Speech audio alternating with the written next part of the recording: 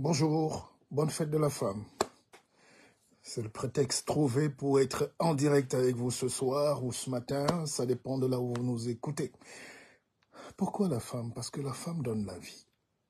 On va entrer dans plus de détails et je vous parlerai de mon expérience personnelle. J'ai perdu ma mère à l'âge de 9 ans et je ne souhaite à personne de perdre sa maman au monde. On peut tout perdre sauf une maman. Ça. Donc c'est d'abord la fête des orphelins, mais aussi la fête de ceux qui ont encore la chance d'avoir leur maman. Et puis, deuxième chose, on va écouter, mais on va un peu développer sur la négativité, la médiocrité africaine, généralement. Le monde est plus attiré vers la médiocrité. Même les icônes qu'on peut célébrer aujourd'hui, demain on découvre que c'est des rases merdes. Donc, être constant et cohérent et grand, c'est très difficile. C'est le travail de toute une vie. C'est pour ça que les plus initiés savent qu'on appelle dans les rites élevés tailler sa pierre. Dans la vie, on vient brut au monde et tous les jours, on taille, on s'affine, on creuse, on sculpte son corps, sa tête aussi. Donc, bonjour et bienvenue, merci d'être là. Et déjà, j'aimerais dire bravo à Cédric Ndombé. Hein? Vous voyez qu'il y a des Africains, surtout des Camerounais. Les Camerounais sont assez méchants. On le dit souvent, les gens croient que c'est une rigolade. Peut-être c'est cette méchanceté, c'est ce venin de la médiocrité qu'ils transforment souvent en force individuelle. Parce que je ne peux pas comprendre qu'un Camerounais soit en train de combattre à l'échelle mondiale, et puis il y a des Camerounaises, des Camerounais qui souhaitent sa défaite. Un peu comme quand l'équipe nationale du Cameroun joue, les gens leur envoient toute leur énergie négative pour qu'ils perdent parce qu'ils ont des problèmes personnels à régler. Je ne peux pas comprendre cette attitude.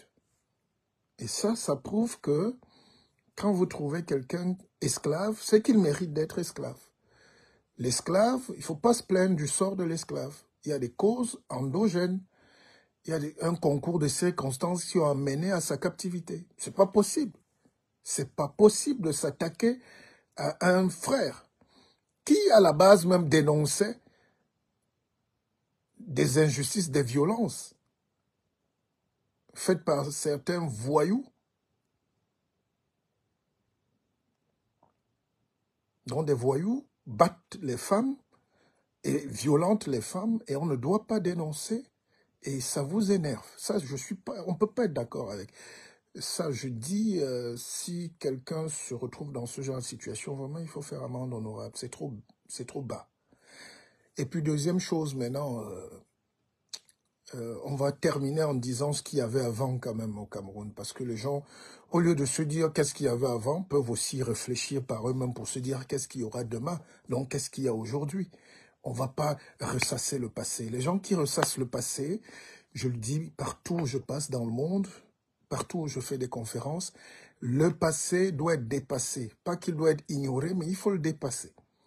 Si tu veux avancer, ne reviens pas tout le temps ressasser le passé. D'accord? Et ça, c'est la troisième partie. On va terminer par là. D'ailleurs, pour les femmes, j'aimerais simplement dire vraiment, la femme est mystique. La femme est 2 fois plus costaude que l'homme. Hein? La femme est tout ce qu'il y a de plus précieux au monde. Un homme n'existe que parce qu'il y a une femme derrière. Par contre, la femme peut se faire toute seule. Il y a des femmes qui élèvent 10, 12 enfants seules quand le mari est parti. Alors, nous ne sommes peut-être pas des modèles de mari, mais il faut exécrer la violence. De toute ma vie, je n'ai jamais porté main sur une femme. Et je ne le ferai jamais. Peut-être la violence verbale, mais même elle, on ne doit être qu'amour et affection pour les femmes. Parce que je vais vous dire, même scientifiquement, la femme est costaude. La femme est plus costaude. Bonne fête à Balbine et à toutes les femmes. C'est les droits des femmes, effectivement. La femme est plus costaude, pourquoi? Parce que la femme, même quand en neuropsychiatrie, on regarde en pédocriminalité, vous allez voir que très peu de femmes sont en psychiatrie, sont en pédocriminalité. Les femmes sont plus stables. mentalement, parce que plus costaude. Ça part de la génétique. L'homme est XY, c'est ça le chromosome. La femme est XX. Donc ça veut dire que il y a très peu de femmes qui naissent malades ou qui portent en elles les gènes de la faiblesse.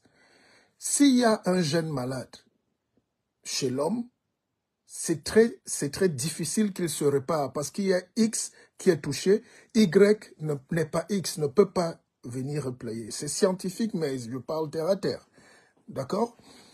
Or, quand la femme a 2 chromosomes XX, ça fait que la femme se soigne elle-même. La femme s'accouple elle-même, si vous voulez, même spirituellement. La femme naît d'elle-même. La femme se crée, se recrée, se soigne. C'est pour ça que la femme, surtout une catégorie de femmes, et moi, toute ma vie, j'ai eu la chance de tomber sur des très belles femmes, mais des femmes virago. Hein. Moi, si une femme n'est pas virago, si une femme n'est pas en même temps homme, si une femme n'est pas dure, vraiment. Donc, j'ai la chance, mon sang va toujours vers une femme qui porte, une femme qui a des épaules. Les femmes qui pleurnichent, les femmes qui jouent les victimes, les femmes qui... Moi, c'est les femmes, et la femme a la capacité d'être femme et homme. Vous le voyez, hein, techniquement, c'est pour ça que chez nous, on a toujours des femmes qui... parfois, c'est la testostérone qui se développe, mais elles ont des barbes. Mais ça a une autre signification plus spirituelle. La femme, c'est 2 corps, hein, je vous ai dit. XX, ça veut dire qu'elle est une partie de l'homme, elle est 2 fois une partie de l'homme. Donc une femme, c'est 2 hommes. Bon, maintenant, la société ne permet pas toujours de laisser la place qu'elle mérite à ces femmes, mais déjà, remarquez qu'aucune femme n'a jamais déclaré la guerre. Dans le monde, hein, même quand elles sont aux affaires.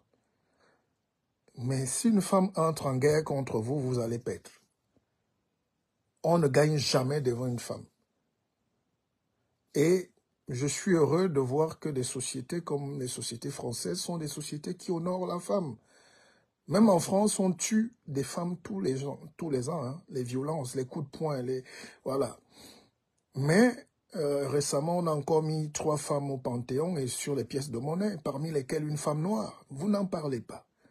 Et cette femme noire, c'est Nina Simone. C'est Nina Simone, je pense, hein, à côté de Simone Veil. Il ne faut pas que je dise... c'est French Banana, elle était agent secrète de l'armée, officier de l'armée, elle était danseuse étoilée, elle a... Voilà. Non, c'est Becker, Jocelyne Becker. Donc voilà. Et puis Pierre et Marie Curie, dont Marie Curie. Au Cameroun, malheureusement, quand vous avez des problèmes avec une femme, c'est la femme qu'on chasse. L'homme met vite la femme dehors. L'Afrique, qui fait le bruit là, on doit être exemplaire sur les droits. En Afrique, quand une femme a un problème, on jette ses bagages dehors, on y va chez tes parents. J'espère que les mentalités évoluent. Même dans nos familles, tu laisses ta femme, rassure-toi que ta famille va la chasser. Ta famille, donc tes frères, tes cousins même viennent chasser ta femme pour tuer tes enfants, sous prétexte que c'est la famille. Non, bon, bref. Donc, je salue toutes ces femmes qui ont besoin d'amour, d'accompagnement, de plus d'éducation. Un pays où on ne protège pas la femme est un pays qui ne se développera jamais. En Europe, on les protège d'ailleurs trop. Peut-être c'est pour ça que... voilà, donc les extrêmes aussi. Quand vous donnez trop de droits aux femmes, comme j'ai vu en Norvège, en Suède, au Danemark, les femmes finissent par vieillir seules. Puisqu'elles sont plus puissantes que les hommes, elles ont les moyens, elles ont l'argent, elles ont le droit, elles ont l'école. Et maintenant, au niveau du cerveau, remarquez que quand on donne la possibilité à une femme de faire les études, elle est toujours première en maths. Maths physique. Vous avez tout Maguedio qui avait 20 sur 20 en maths. Hein. Et les Maguedio ne sont jamais belles. Elles ont aussi les mollets qui vont avec. N'est-ce pas? Maguedio arrive en licence et n'a pas le temps d'être embêtée par les hommes. Donc, la femme est aussi souvent dérangée par sa propre beauté. Est-ce que vous comprenez? Plus une femme est belle. Quand une femme est belle, elle n'a pas le bac. C'est pas possible. C'est difficile. C'est pas impossible, mais c'est très difficile qu'elle atteigne le bac. Vous imaginez les grosses voitures qui garent, les papinets qui sortent, les influenceuses, les téléphones iPhone. Donc, elle est attirée, elle est vite happée par les attraits de la réussite. Donc, il faut qu'elle se blanchisse la peau, qu'elle mette des perruques, qu'elle se dévergonde. Et puis, vers 30, 40 ans, donc il y a tout ça. Et Magadio, par contre, Magadio, c'est pour dire que les Magadio ont toujours 19 en maths physique jusqu'en licence, maîtrise, doctorat. Hein? Donc s'il y a les Nathalie qui arrivent au doctorat, il faut les célébrer parce que, voilà. Parce que Magadio, elle soutient sa thèse parce qu'elle n'a pas autre chose à faire. On ne klaxonne jamais quand elle passe. Hein? Bon, bref. C'était une parenthèse. Alors, moi, je suis doublement heureux de savoir que les femmes grandissent, prennent du pouvoir. Vous savez, mon histoire est simple. Moi, j'ai perdu ma mère. Je l'ai raconté dans un livre. Je vous le conseille d'ailleurs. C'est Partir comme on est venu. Je trace quand même toute la souffrance qu'il y a en Afrique. Hein. Ma mère était enseignante. Et puis, elle avait réussi à s'établir à Nice, ici en Côte d'Azur. En seconde noce, elle était avec un diplomate de haut vol, un ambassadeur, l'ambassadeur suisse. Et elle tombe enceinte et elle décide d'aller au Cameroun. L'insistance de ses sœurs. Ma sœur, Marco, viens accoucher plutôt ici, on va te chauffer l'eau, on taper l'eau au ventre. Hein, les Africaines comprennent. Or, c'était le piège fatal. C'est-à-dire, à 6 mois, elle a décidé de grossesse, elle a décidé d'aller retrouver ses sœurs qui l'appelaient. Hein, c'est quand même une histoire tragique. Hein. Je peux vous parler ça. Je souris, mais c'est... Dieu ne nous a pas épargnés souvent. Hein. Donc aujourd'hui, quand je peux manger mon petit plat de placali calmement, je me sens libre et heureux. Vous imaginez une maman, on a une situation stable, on vit avec une villa et piscine sur la Côte d'Azur. Ses sœurs disent qu'elle doit aller accoucher au pays. Quelle était l'urgence? Quelle était la nécessité? La famille. Donc elle atterrit à Douala, à la Kintini, voilà, et puis au moment de l'accouchement, hémorragie, comme on accouche comme des animaux encore chez nous, les femmes sont à même le sol. Allez dans les salles d'accouchement, on ne connaît pas de péridurale, hein, on laisse les femmes agoniser de douleur au sol, le crachat, tout ça, les urines, je vous parle des choses de 85 et qui sont valables aujourd'hui. C'est-à-dire les conditions dans lesquelles on accouche encore, on laisse les femmes entrer à l'hôpital, c'est... D'accord? Ça frise un peu, franchement, on va être poli, mais ça frise quand même l'animalité. D'accord? Et donc, ma mère s'est retrouvée à l'hôpital La Kintini, et à Douala, et c'était terrible. Après 2 jours d'intense souffrance au sol, on appelle ça le travail, elle a pu donner naissance. Il fallait déjà sauver le petit et elle-même aussi l'hémorragie. Et maintenant, toutes les sœurs qui disaient « ma sœur vient accoucher », toutes les sœurs qui étaient là, qui avaient visiblement d'autres intérêts, regardaient plus son portefeuille, son argent. Il faut dire les vérités en Afrique. Hein. Il faut dire les vérités aux familles. Hein. Les gens n'aiment pas que les gens débattent des gens. On dit les choses des familles, le drap de la salle, c'est des conneries. Puisque vous couvrez les malheurs et vos crimes que vous perpétuez de génération en génération. Que ce soit les familles maternelles ou paternelles en Afrique, c'est extrêmement violent.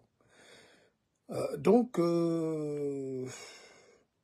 l'enfant est là, la maman a besoin d'un apport de sang, on veut que ses sœurs fassent des transfusions, mais elles commencent à se débiner. On appelle telle, elle dit « Ah non, oui, je dois d'abord, je vais acheter le poisson braisé, d'ailleurs là, je reviens. » On dit, toi, il faut faire donner un peu de sang à ta sœur, elle agonise. Oui, je suis là derrière. Tout le monde a fui. C'est le rapport. Hein. Et donc, elles ont délaissé leur sœur agonisante. Et c'est comme ça, c'est dans ces conditions que ma mère a perdu la vie. Et puis j'ai un autre souvenir triste qui revient, c'est Monique Koumateke. Ça, le monde entier a vu ça. Et je pense que même le Richard Bonal, chanteur, avait fait une chanson. J'étais à la base de ceux qui ont monté cette mini-marche ou rébellion, si vous voulez, pour défendre la dignité de cette femme et de toutes les autres femmes.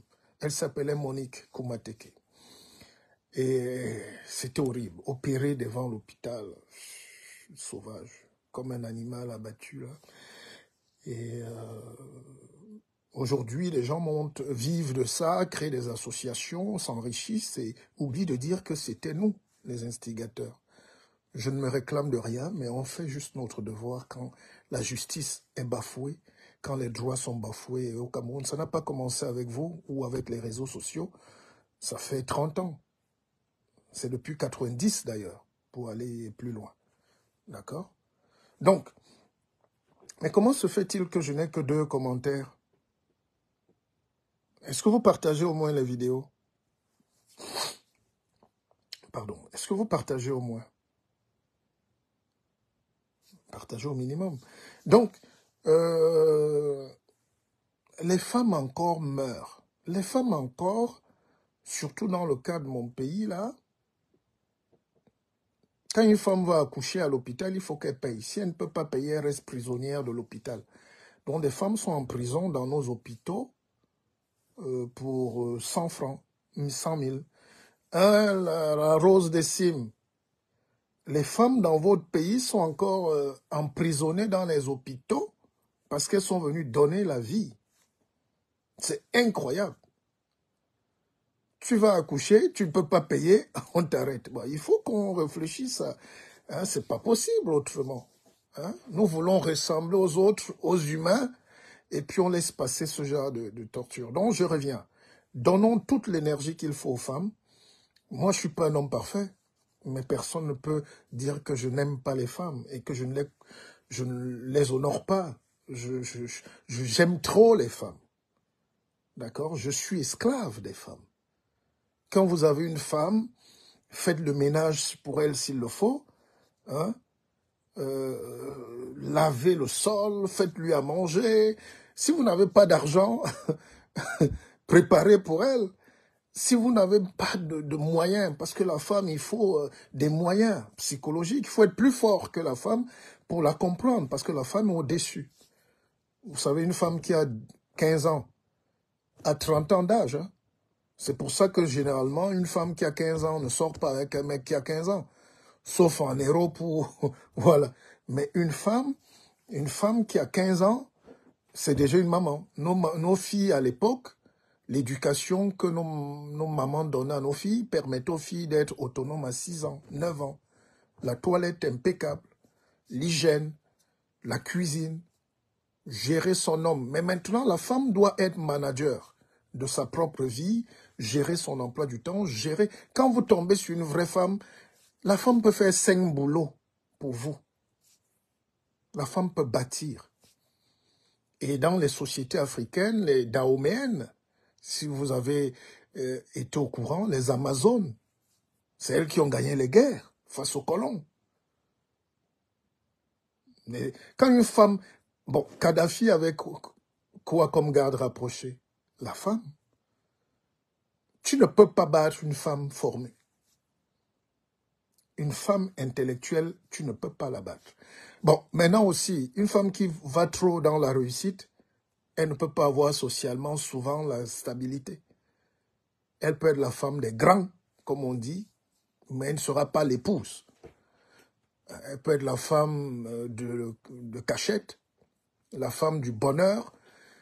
Et je dis aux hommes, soyez courageux. Si ces femmes-là vous rendent heureuses, allez vers les femmes qui vous rendent heureuses. Comment vous vous cachez avec des femmes qui vous rendent malheureux? Comment vous vivez avec les femmes qui vous rendent malheureux et puis vous cachez les femmes qui vous rendent heureuses? Donc, bref. Soutenons beaucoup les femmes. Et c'est cette journée qui nous pousse à réfléchir. Il faut beaucoup d'argent, beaucoup de moyens pour l'éducation. Et regardez, dans les pays arabes, là, les femmes sont les gens... On a voulu les emprisonner, la burqa, embrigadée et tout. Mais par le cerveau, les études, les femmes sont aujourd'hui professeurs d'université, docteurs et tout. Parce que la femme, quand tu veux la punir, tu crois la punir. Quand vous arrivez en Arabie Saoudite, toutes les femmes sont professeurs d'université. D'accord? Donc, et la femme, c'est... La femme gagne toujours. La femme gagne toujours.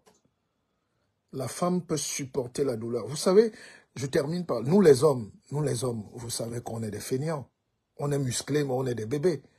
Quand un homme a une petite douleur à la maison, même un ongle incarné comme Cédrine Doumbé, le truc, qu'est-ce qu'il fait? Il pleure. Il crie dans toute la maison.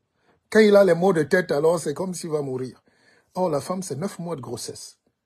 On ne peut pas raccourcir. Soit c'est prématuré, soit... Mais la femme, c'est 9 mois. Alors moi, je vous précise d'ailleurs, pourquoi je suis le guide? C'est parce que j'ai fait 1 an dans le ventre de ma mère. 1 an. Donc quand je suis sorti, j'étais déjà un musclé. J'étais un mystique. Je parlais déjà. Oui, on n'est pas beaucoup, hein. Je pense qu'il y a un grand écrivain, c'est Rabelais, ou je sais pas qui. Quand il est né, il a dit à boire. Il a demandé à boire. Il a parlé directement. Moi, quand je suis né, j'étais déjà un monsieur. Je parlais très vite. 6 mois, je parlais. 1 an, je courais. D'accord? 2 ans, 3 ans, je lisais. C'est grâce à une femme. Alors, qu'est-ce que je voulais dire? C'est que la femme sait supporter la douleur. Et la femme n'a pas peur du sang. On ne va pas entrer dans les détails, on se comprend. L'homme a peur d'une gouttelette de sang. Et il joue les criminels et les costauds. Mais la femme n'a pas peur. C'est le sang. Elle a le sang à l'œil. Et pas seulement. Donc c'était vraiment chapeau. Et moi je suis fier de voir ce que... j'ai des sœurs. J'ai perdu une grande sœur qui était... Beaucoup l'ont connue. Elle avait rang de ministre au Cameroun. Hein. Elle est décédée tragiquement. Liliane Bobé, le docteur Liliane Bobé, elle venait juste de finir sa thèse et elle était déléguée provinciale de la communication du Sud. Voilà, chez le président. Et elle était conseillère du président. Donc, il ne pouvait pas avoir un événement sans qu'elle... C'est elle qui chapeautait un peu tout ce qu'il y avait comme et tout dans le... Voilà, donc ça m'a touché. Et alors, je vous raconte.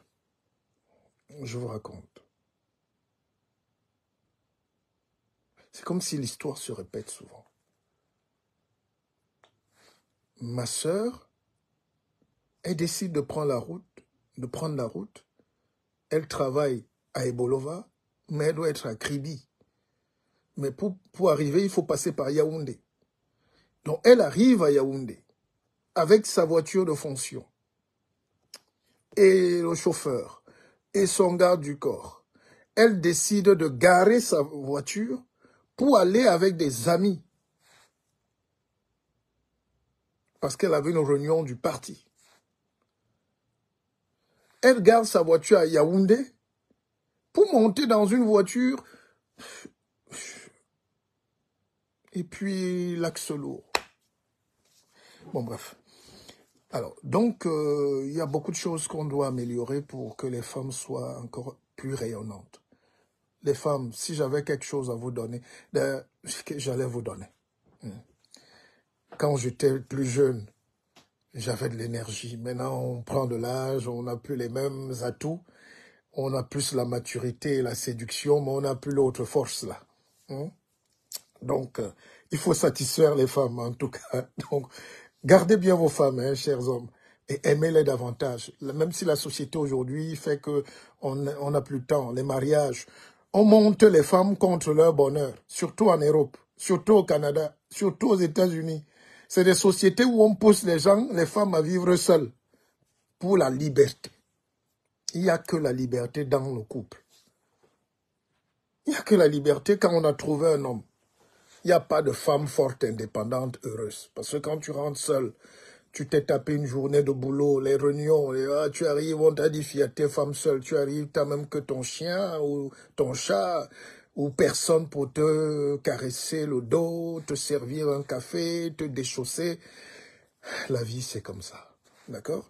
Bon, allez. Et donc, je voulais dire ça, surtout à ma petite sœur Charlotte Dipana, que j'aime beaucoup, ma sœur, n'entre pas dans la médiocrité, d'accord? Voilà, t'as pas besoin de ça. T'es grande fille, t'es grande fille. Voilà. Non, pas dans... Je te connais bien depuis des années. Je n'ose pas croire que ta nouvelle vie va te rendre médiocre. Reste là. Reste là. Et quand il y a même des problèmes d'hommes, si tu te sens blessé, tais-toi. Mais tu es une personnalité publique. Non, ne parle plus des trucs comme ça. Et voilà, maintenant, alors, on revient sur le Cameroun et les femmes qui sont à l'honneur. Remarquez les sœurs et les frères. Vous voyez pourquoi on est pauvre? Parce que quand c'est l'homme noir qui doit faire de sa vie quelque chose de grand, il commence à faire la guerre civile. Vous avez suivi un reportage de TF1 qui présente le monde Cameroun. The must. Et les mêmes Camerounais que vous êtes mis à partager ça sur vos réseaux. TF1 n'a pas inventé le journalisme. Ils n'ont pas inventé le monde Cameroun, mais ils ont amené une touche d'expert. L'angle de vue. C'est pour ça que la vie dépend du point de vue. Quelqu'un qui m'aime pas sans réfléchir va venir dire « j'aime pas le guide, je ne l'écoute pas, il m'énerve ». Il va même pas vouloir écouter le fond. Et quelqu'un qui est intelligent va dire « ce mec-là, c'est vrai qu'il me gave un peu, mais il est pertinent. On a besoin de lui. » D'accord? C'est comme les gens font le procès à Cédric Doumbé. Oh, il est vantard. Oh, il a l'humilité, n'est pas là. Oh, messieurs, ça s'appelle le job marketing. Cédric Doumbé, ce petit-là, comme Francis Ngannou, c'est des champions de la communication. C'est pour ça que je dis, on n'est pas enseignant du marketing et de communication. On est produit, on vit le marketing, on vit la communication. C'est une escroquerie de dire qu'on est expert. Cédric Doumbé, il prend un truc comme le MMA que personne ne connaît ou qui n'est pas si populaire, à part pour les experts. Il a enfin un produit marketing mondial. Toutes les stars du monde prennent les jets privés pour venir voir 5 secondes de combat. C'est la com. Et tout ce qu'il fait là, le petit, c'est l'art. C'est un jeu, c'est un joke. Ceux qui critiquent Cédric Doumbé n'ont pas connu Mohamed Ali, qui te disait, je vais te battre au premier round. On n'invente rien dans le monde. Et Mohamed Ali est le plus grand champion du monde, vivant ou mort. D'accord? Donc, il faut accepter ça. Et c'est la difficulté que les pauvres ont à accepter la grandeur et la lumière des autres. Tout le monde doit rester pauvre, médiocre, bête, tribaliste et villageois. Et c'est ce monde-là qu'ils veulent nous imposer. D'accord? Alors, je revenais sur justement le Cameroun. Si c'était un Camerounais, parce que vous avez décidé de détruire votre pays, d'en dire du mal le plus possible. Vous voyez, moi j'ai parlé de l'histoire tragique de ma mère. J'ai aussi des choses qui m'embêtent dans ce pays, mais j'essaye quand même de voir toujours le côté positif. C'est une manière de vivre. Et c'est un conseil que je vous donne, chers frères et sœurs. Apprenez dans chaque situation à trouver le côté positif pour avancer. Peut-être que si ma mère était vivante, je ne serais pas l'homme que je suis devenu. J'allais être trop gâté. J'allais trop... On était bourré de... On n'était peut-être pas riche, mais on était très à l'aise pour l'époque. Ma mère avait une Peugeot, c'est 406 ou 504. Ma mère avait déjà son permis au Cameroun et sa voiture à Yaoundé, à Kribi. Et elle roulait avec sa propre voiture. Donc, elle avait un job. Elle était enseignante. Elle était fonctionnaire. Donc, quand on me dit que la femme, non, il faut aller vers le truc là-bas. Bon, pour revenir au truc de l'image qu'on donne de notre pays ou qu'on se donne à nous-mêmes, en pensant venir insulter votre pays, vous croyez être les héros populaires parce que vos péages sont monétisés, on vous donne 100 € par live. Mais attendez, vous êtes en train de détricoter vos vies. On ne détruit pas son pays. Alors, il faut que les Blancs quittent et les Français, ils arrivent, découvrent que mais les gens qui insultent leur pays là tous les jours, oh, il n'y avait rien avant, c'était nul, c'est nul, la guerre civile, ceci, c'est le chaos. Les gars te pondent un reportage où on te montre la vie. Le Mont Cameroun peut accueillir 1 million de touristes par an. Et si chaque touriste laisse même seulement 100 €, 100 € fois 1 million, ça fait 100 millions d'euros, rien que pour Boya. Rien que pour le Mont Cameroun. Et la commune peut donc développer. Mais comme le noir ne veut pas réfléchir, il est heureux d'être pauvre, de dire au monde entier qu'il est heureux d'être pauvre, voilà. Les gars nous ont présenté un reportage. Il y a même des restaurants au sommet du Mont Cameroun. On dort là-bas, les touristes français. Et on n'a pas vu un coup de feu, on n'a pas vu... Je n'ai pas dit que ça n'existe pas. Mais il ne faut pas être les relais de la médiocrité. Et je le dis à Patrick Nganan, je le dis à tous ces petits nullards-là. Vous pouvez enseigner à l'université en étant idiot. Ce n'est pas une fin, ce n'est pas... Votre formation ontologique, c'est que vous êtes un homme faible, mentalement et psychiquement. Vos diplômes n'ont rien à voir. Donc, il faut un moment que les Camerounais se reprennent. Et c'est ça qui m'amène maintenant à dire, j'entends les gens dire, il y avait quoi avant? Mon frère, Richard Bona, a même sorti un morceau, et les récupérateurs de la haine en font un hymne d'un parti politique. Bon, c'est leur choix. Mais vous voulez vraiment qu'on cause, les amis? C'est pas parce qu'on ne parle pas. Hein. Mais vous voulez qu'on cause? Vous dites qu'il y avait quoi avant? Et qu'il n'y a plus aujourd'hui. Donc, citez-moi une société qui n'a pas évolué. Je laisse le soin aux gens du gouvernement de prendre leurs responsabilités. Hein. Mais je pense qu'il doit y avoir des cellules de com pour répondre. Parce que c'est des attaques cybernétiques. C'est une attaque contre votre propre pays. C'est de l'art, vous allez gagner de l'argent, vous êtes heureux, mais vous êtes un peu idiot. De mélanger tout. Parce qu'à la base, nous ne sommes pas des pays. Nous sommes des forêts, des parcelles de terre.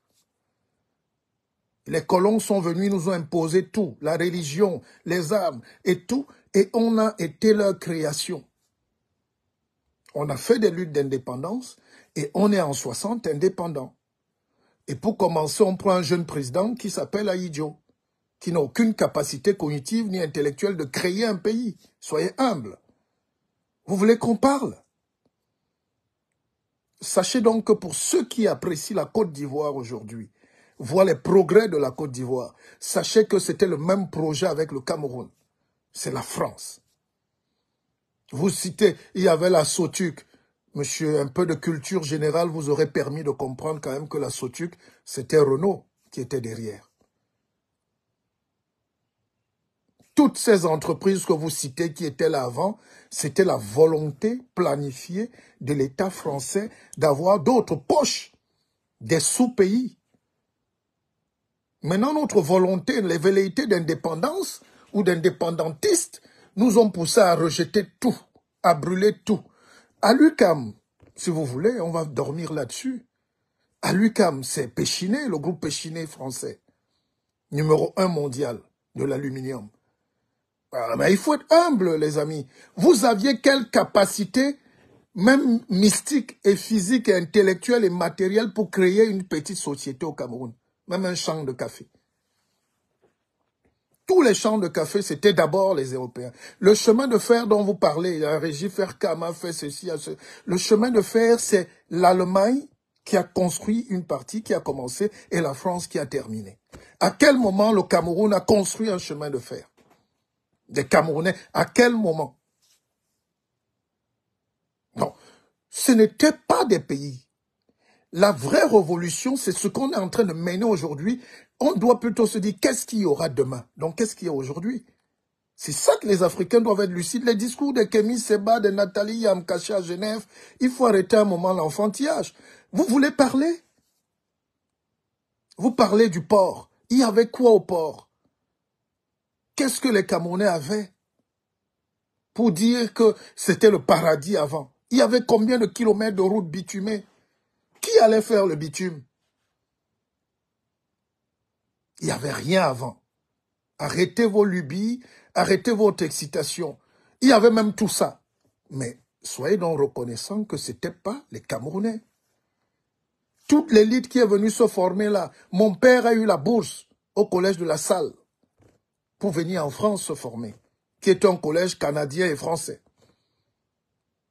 Il est venu se former avec son frère Metouk, Charles, et Ding, qui était DG de la Sonara, Metouk aussi DG, Metouk est en prison aujourd'hui, camarade et frère de mon père, couché sur le même lit à Paris. La cité universitaire d'Antony en France, c'est l'État du Cameroun qui l'a finalement racheté, mais c'était grâce à la France. C'était pour permettre à tous nos étudiants de venir apprendre la gestion des hommes, la gestion de l'administration, la gestion technique, la gestion... Vous voulez que je vous raconte votre histoire? Les André Siaka sont venus étudier ici, à Polytech, pour être les ingénieurs camerounais. Les Jean-Jacques Ekindi. Il y avait quoi avant? C'était des Français. Jean-Jacques Ekindi qui a fait l'école de mines, qui a fait Polytech, qui a fait... Donc, on a formé une élite. Les Manu Dibango, tout ça venait en tant que Français étudier. Ça, c'est votre histoire. Alors, moi, je suis d'accord qu'il y avait tout ça, le paradis avant, mais sous la France. Pourquoi donc aujourd'hui vous refusez d'être Français? Pourquoi vous insultez la France? Est-ce que, avec votre cœur, là, vous pouvez fabriquer un vélo? D'autres m'ont même dit qu'il y avait l'assemblage des vélos, des motos Peugeot. J'ai même vu ça sur... Mais Peugeot est camerounais. Les Grecs, les Libanais avaient déjà leur boutique. Le Cameroun est un comptoir colonial, comme tous les autres pays africains à la base. Les Grecs, les Portugais étaient déjà là. Les Grecs sont venus. Les Voersmann, les navires, les paquebots, les magasins allemands sont venus, les Voermann et tout. Vous ne connaissez pas votre histoire. Je ne suis pas là pour vous faire des cours. Mais un peu d'humilité. On ne va pas laisser la médiocrité prendre le pas sur la vraie vie. Vous voulez faire de la politique, mais formez-vous. Renseignez-vous. Détestez-nous, mais n'ignorez pas que vous n'avez pas la matrice de la connaissance sur ces sujets. Qu'est-ce qu'il y avait avant qui battait pavillon camerounais? Qu'est-ce qu'il y avait? C'est comme aujourd'hui, les gens, même quand on parle de l'équipe nationale, aujourd'hui, sur 22 joueurs, 20 jouent dans les clubs français et européens et je ne sais pas quoi là, et vous dites que vous avez une équipe nationale? Il y avait quoi avant? Qui a quoi maintenant? Et si on veut être même de très mauvaise foi, on reconnaît quand même. Vous savez, je laisse le soin au président Paul Biya d'assumer son destin et sa carrière, mais ce n'était pas ce que vous voulez présenter là. Une fin de règne peut être difficile. Là, c'est autre chose. Et vous avez le droit. Chacun a le droit de critiquer. Mais quand vous dites quand même qu'il y avait quoi avant, en disant que le président Biya n'a rien fait, vous oubliez que cet homme était directeur de cabinet civil et secrétaire général de la présidence. C'était lui la matière grise. Comme on dit, c'est le plus vieux fonctionnaire vivant au Cameroun. Paul Biya est le plus vieux fonctionnaire vivant. Le haut fonctionnaire, il a écrit tous les textes.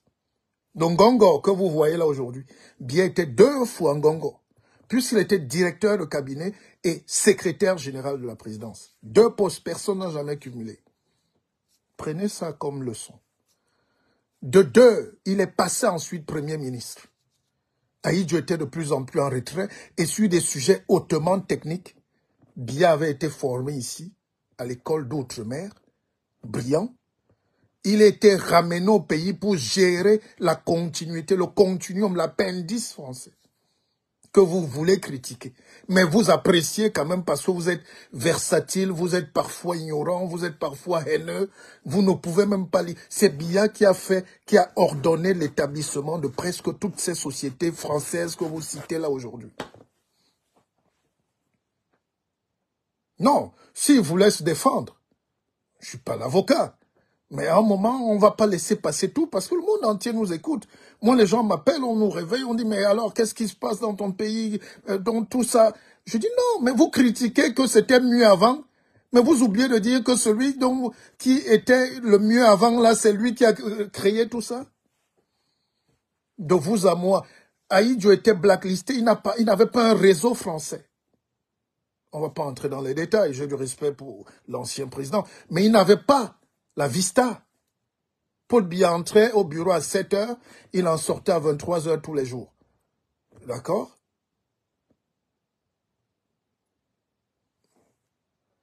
Non, soyez, dites ce que vous voulez. Bon, il y avait mieux avant, mais qui a fait ça? Ou qui était l'un des décideurs, si vous voulez qu'on nuance même? Qui? C'est l'homme qui était Premier ministre en 1975. Et la maladie d'Ahidjo l'a mis à l'écart. Et puis Biya a géré le pays avant même d'être président pendant de très longues années.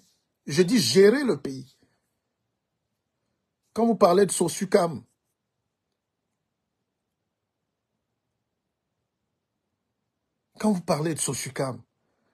c'est Villegrain.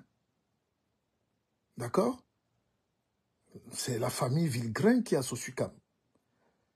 Vous voulez parler de PHP. PHP, c'est la compagnie fruitière de Marseille. Le PHP de Njombe, ils sont dans mon village. On est même en conflit parce qu'ils m'arrachent les terres. Ils arrachent les terres des villageois. Mais il faut dire. D'accord?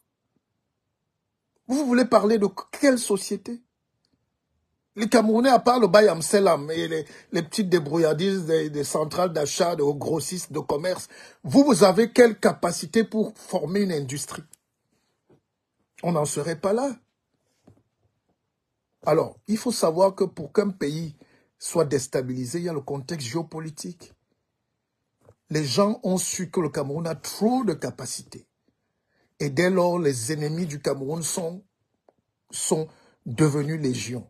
Et à l'intérieur et à l'extérieur.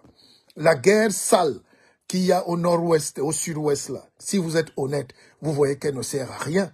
À part servir un groupuscule de petits anglophones qui font souffrir leurs frères et les femmes accouchent au nord-ouest dans les forêts, sur les bananiers, parce que les gens sont cachés aux États-Unis.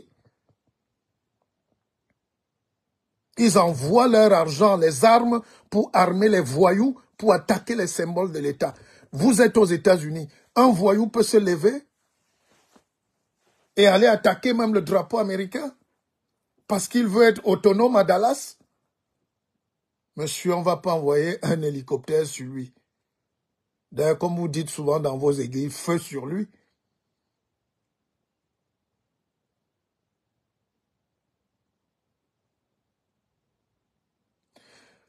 Monsieur, je suis en train de vous dire, est-ce que vous avez les oreilles pour comprendre?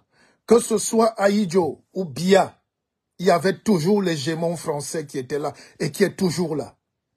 Vous pleurez au Cameroun incapable de créer une compagnie de téléphonie? Vous enlevez la France aujourd'hui au Cameroun, ça devient quoi?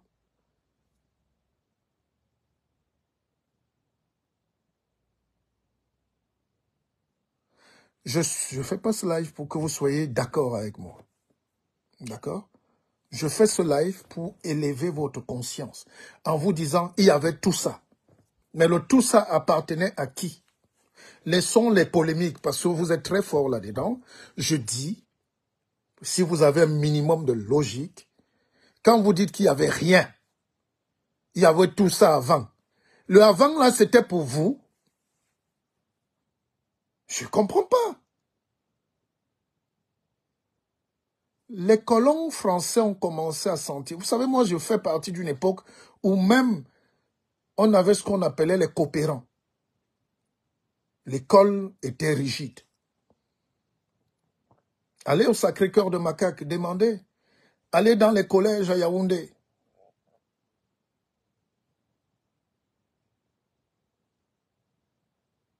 Allez dans les collèges. L'éducation que comment on appelait les experts, c'est ça? Comment on appelait ces gens? Les coopérants. Mais soyons honnêtes. Vous avez remplacé les coopérants par grosse fierté de bêtises, par des vauriens qui sont venus tuer l'éducation. Et voyez ce que vous payez aujourd'hui. C'était donc mieux avant. Pourquoi ça périclité?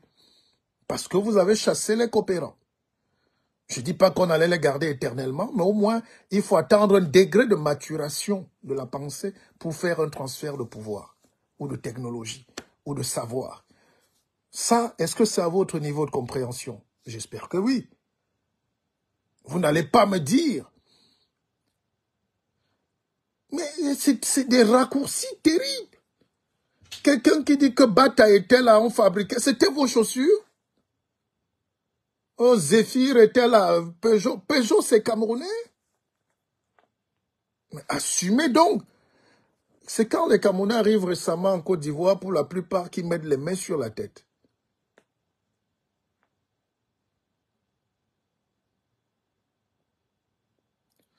Le problème, c'est que vous êtes les mêmes qui avaient demandé le départ de la France, le départ de l'étranger, le départ des colons, le départ, je ne dis pas qu'il fallait qu'ils restent, mais pourquoi vous vous contredisez donc? Qu'est-ce qu'il y a donc aujourd'hui? Mais je dis, il n'y avait rien avant des Camerounais, et il n'y a rien aujourd'hui des Camerounais, à part le Bayam Selam, les petits détaillants. Quand vous laissez les Camerounais faire, ils nous amènent la médiocrité. C'est la médiocrité que vous êtes. On doit travailler pour sortir de là. C'est pour ça que je dis, qu'est-ce qu'il y aura demain? Les vraies questions sont là. Moi, je prends juste 2 cas. Regardez le groupe Carrefour au Cameroun qui s'est installé. Et regardez, allez chez Dove. Sentez la pisse parfois. Sentez l'odeur de la médiocrité. C'est touffu, mal rangé, mal achalandé. Ils veulent pas faire. Vous voulez pas faire l'effort nécessaire pour upgrader. Mais vous êtes malhonnête de ne même pas le reconnaître. C'est ça le désavantage qu'on a quand on vit dans des pays où on se glose de pseudomorphisme, de ceci, le passé glorieux, le passé a fait. Battez-vous. Battons-nous donc. Hein? Battez-vous pour qu'on accède donc à cette liberté. J'ai écrit un livre. Industrialisez-vous et taisez-vous. Vous vous plaignez, c'était mieux avant. Mais le avant là, c'était pour vous. C'était pas pour vous, je suis désolé. Ça n'a jamais été pour vous. Ça ne sera pas pour vous. Quand vous avez vos mêmes milliards, vous venez acheter le riz pour chien ici. Vous allez acheter le plastique en Malaisie, en Chine, pour venir donner, et la friperie. Vous ne pouvez pas créer vos propres marques, vos propres usines, vos propres sociétés. Vous ne pouvez pas créer le bitume. C'est Razel qui fait les routes, 60 ans après. C'est ça qu'il y a aujourd'hui. C'est ça qu'il y avait hier. Alors, au lieu qu'on travaille pour sortir de ces 42 ans-là, comme vous dites, vous enfermez dans la bêtise pour dire c'était mieux avant. Vous parlez de bornes fontaines. Un pays, c'est les bornes fontaines. Je croyais qu'on allait parler d'adduction.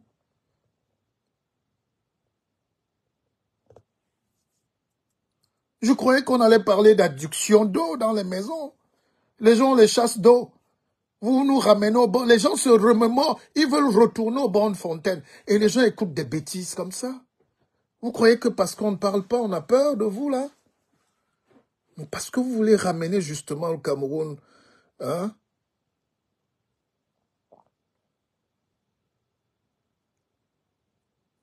Vous voulez ramener le Cameroun à un mensonge historique. Le grand mensonge historique. Pour vous faire plaisir. Mais affrontez votre destin, ok les amis? Et un pays se construit dans le sang, dans la douleur, dans le travail.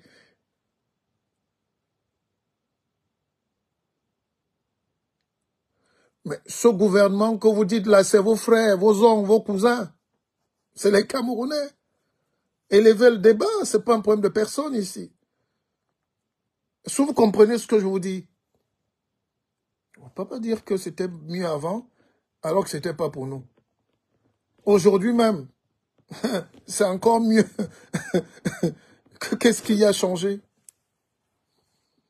Les seuls Camerounais qui ont eu accès aux chéquiers, aux milliards, au crédit de l'État, au lieu de développer, qu'est-ce qu'ils sont en train de faire?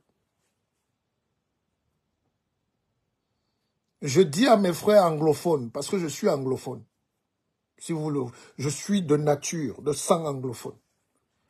Ils savent qu'ils sont en train de faire reculer déjà leur propre région de 50 ans. Parce que c'était mieux avant.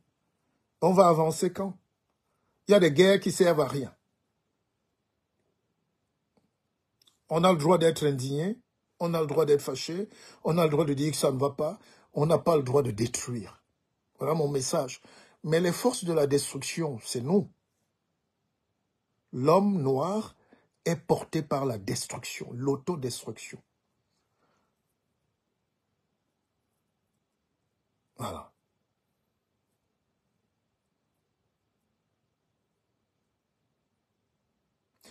Faites ce que vous voulez. Franchement, je suis prêt à un débat. Réveillez-moi même à 4 heures du matin, on débat. Voilà 2025, comme vous dites. Montrez que vous êtes grand. Arrivez aux affaires, faites ce que vous voulez, gagnez. Nous, on veut un pays bien. Mais je ne vais pas tolérer le mensonge. Et historique, et culturel, et sociologique, pour dire que l'autre a fait, l'autre n'a pas fait, comme si... Est-ce que vous savez même que, quand on a découvert que le Camerounais est méchant, il n'est pas prêt à accepter l'autre. Qu'est-ce que les colons ont fait? Ils ont commencé à démanteler leur structure techniquement. Aujourd'hui, regardez en Côte d'Ivoire. La Côte d'Ivoire a le PIB, a l'économie du Sénégal et du Cameroun mélangée. Parce qu'ils ont permis un afflux massif des investissements directs étrangers. En Côte d'Ivoire, on ne te rappelle pas que tu ne dois pas travailler parce que tu es étranger. En Côte d'Ivoire, on crée un pays monde. La notion, les Camerounais croient qu'ils peuvent faire tout seuls, alors qu'ils n'ont rien. Ils ne peuvent rien faire. Ils n'ont ni l'argent, ni la vision, ni la science, ni la technique, ni la mystique. Quand on est un pays jeune, on accepte d'avancer avec toutes les douleurs possibles. Et après les guerres que vous créez là, ou qu'on se crée pour globaliser, chacun, chaque jour... Est-ce que vous suivez même ma logique? Je vous ai démontré qu'avec un seul reportage, TF1 vous a montré un autre monde Cameroun. Et vous partagez ça parce que vous découvrez votre propre pays par les yeux de quelqu'un d'autre. Un pays que vous salissez, vous dites même que c'est le plus mauvais pays du monde. Et rien ne marche. Et après, vous êtes surpris que l'autre arrive avec une caméra. Il te dit, mon frère, tu n'avais pas bien vu ton pays. Le Cameroun est le pays le plus puissant d'Afrique.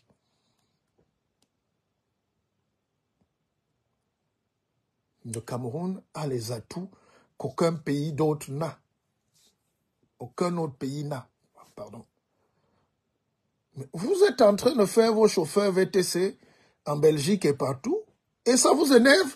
Vous voulez que le pays là disparaisse. En disant ça, je ne sais même pas comment vous expliquer. Mais j'ose croire qu'on se comprend. Vous êtes juste de mauvaise foi. Ne m'aimez pas. Je ne demande rien de vous. Je ne veux rien. Je vous dis simplement qu'à un moment, ayez un autre regard sur votre propre pays et travaillons. Les Indiens sont dans le futur, ils ne sont pas de c'était mieux avant. Vous savez le nombre d'universités qu'on a créées au Cameroun entre-temps? D'écoles? Vous savez l'effort avec le maigre budget que le Cameroun fait pour avancer? Quelqu'un me parle de la dette de la Côte d'Ivoire. Toujours les mêmes ignorants qui viennent avec les mêmes rengaines, on ressasse, on dit, mais la dette, madame, vous vivez où vous? Vous connaissez la dette?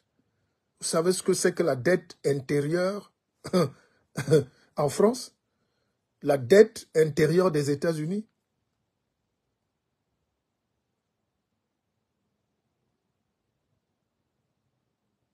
Est-ce que vous pouvez imaginer un pays qui bouge sans dette? Vous connaissez la dette extérieure du Japon ou intérieure? La dette, c'est juste l'idée que le pauvre a de la peur de l'argent. Hein?